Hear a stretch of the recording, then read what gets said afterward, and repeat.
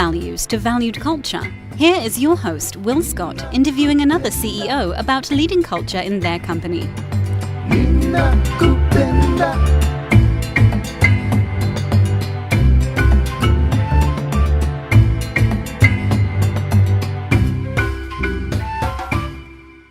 Jeremy Weisz here. Today, we have Will Scott, founder of Culture Czars, and in addition, he owned and grew two software companies. One of them is actually over 20 years old. I mean, in human years, that's like, compared to software, that's like 300 years old. It's amazing. He talks to CEOs that care about corporate culture, and his purpose is to help CEOs create environments so that employees love where they work and why they work. And today's episode is brought to you by The Culture Fix, and this is Will's life's work poured into this book, and it's on culture. It's boiled down to the most important aspects you need to know. You can go to culturezars.com to pick up a workbook, and that will help you start implementing the great culture.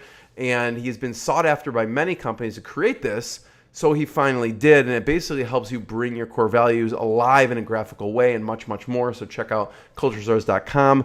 What we're going to talk about, I'm excited to talk about, is this is part of his first chapter, which is Discover, and what is contemplation worth. And it's basically about when your culture train goes off the track. And there's a story that you love about Wells Fargo. What happened? Okay. Yeah, I like when you get passionate, so I have to bring up the Wells Fargo first. Right. Well, Wells Fargo's been in the news a lot lately, right? They recently had the largest fine in history in America. I think it was $1 billion or something crazy like that. Yeah. And so when I did a bit of research on this, whenever I hear about a story like that, I think, I wonder what their core values are and what their culture is. So sure enough, and you can see it on the internet. They've got this 25-page beautiful PDF full of all their core values, and essentially a lot of it is around we do right by our customer. We don't sell our clients things or financial services that they don't need, and of course we do everything with integrity and so on. But the fact was that they were in fact incentivized with internal sales programs to sell and provide services to clients that they did not need, did not even sign up for. And the CEO that basically wrote this manifesto of values also presided over and was leader of the company for many, many years while these behaviors were going on. And Jeremy, this is something that really, really bothers me, is companies saying one thing and just flagrantly doing something that's contrary to their values. I mean, values are things that should matter and are important to us as individuals and certainly to corporations too, I believe.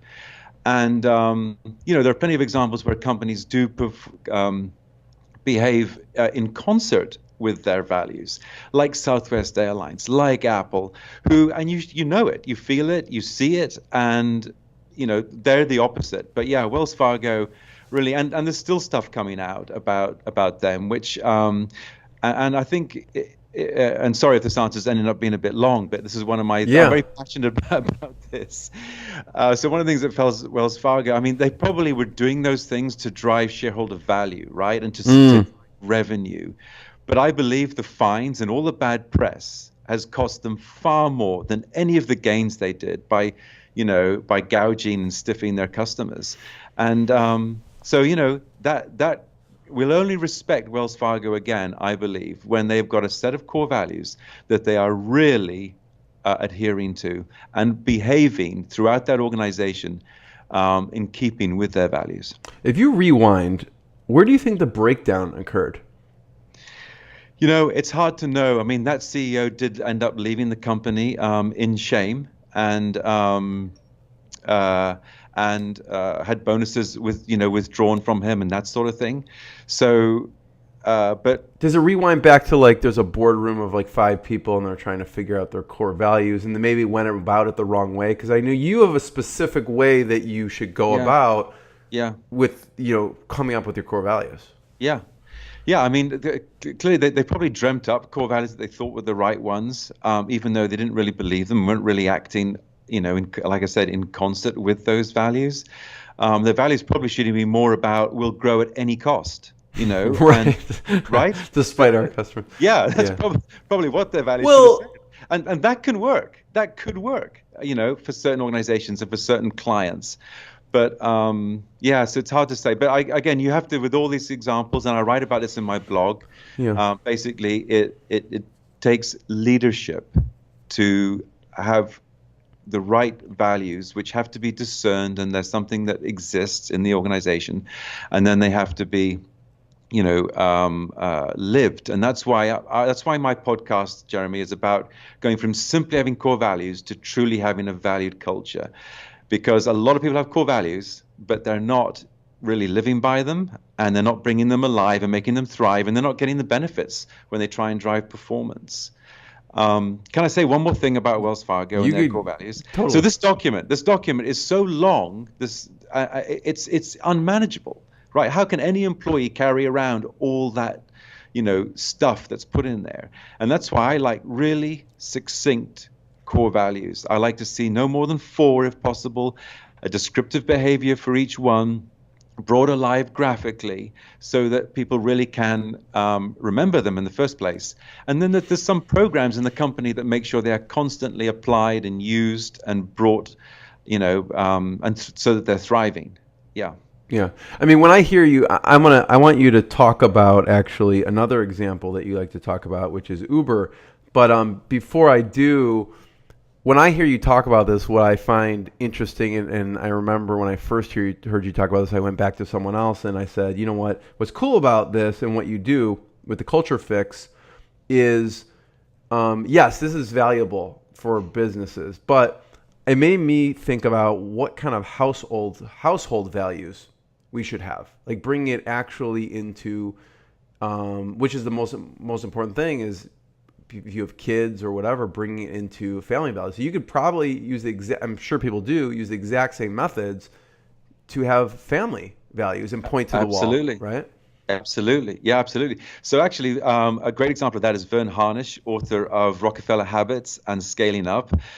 He talks about that, and he actually shares how he brought core values to his family and put them up on the refrigerator, at home. And I believe also Patrick Lencioni, yes, he does. Patrick Lencioni talks about having values for the family. And again, they're very, very powerful because once people subscribe to them, you don't need to kind of be authoritarian. So as a parent, it can be a really great, easy way to encourage the kids and maybe the extended family to behave in a certain way.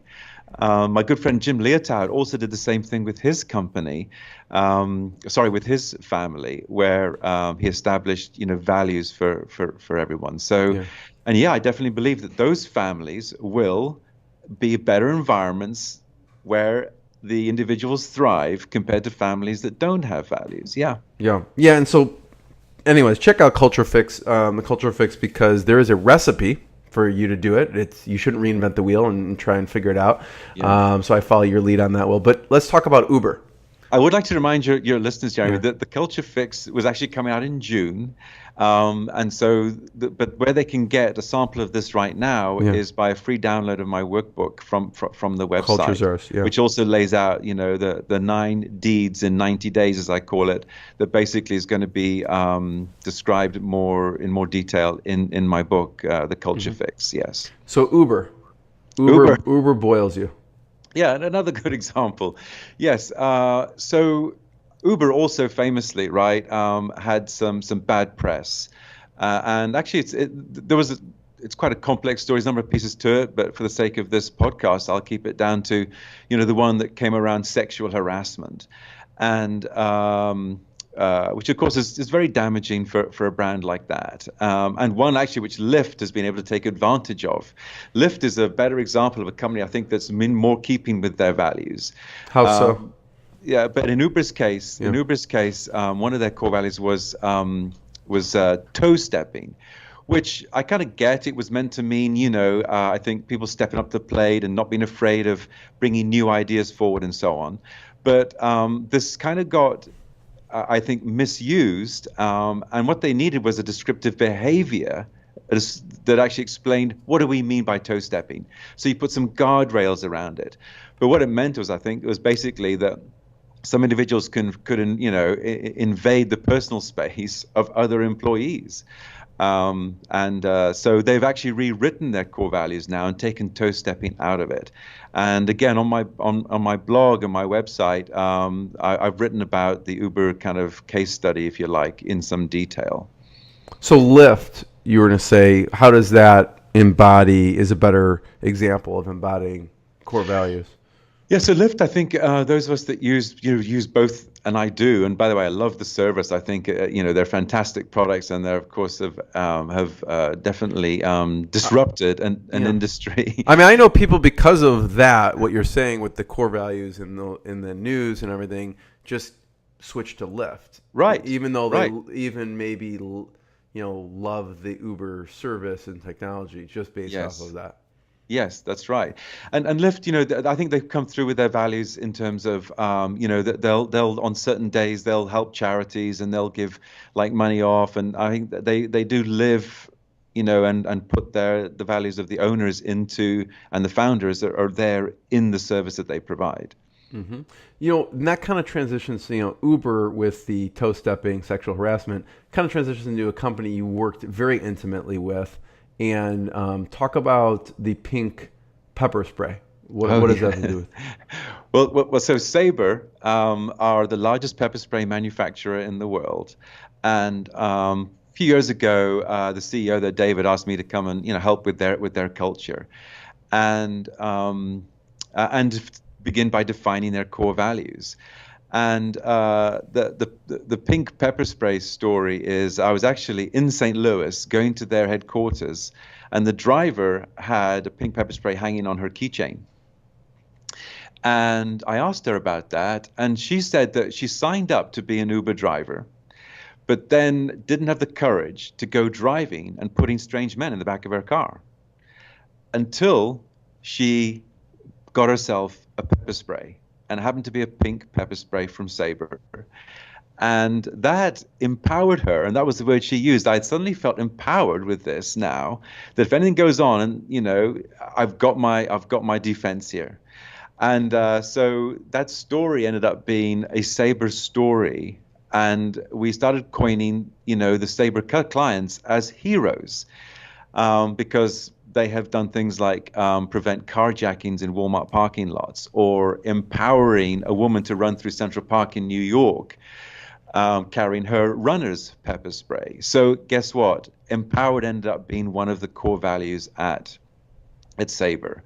And we came at that from 3 or 4 different ways, and a lot of it was getting into the stories of the way people use the product. So yeah, thanks for giving me the chance to tell that story, Jeremy. Yeah, I love that. And even it extends beyond just the staff and employees, because you talked a little bit about how the sister of the family-run company, how did that change her view once you started digging into the values?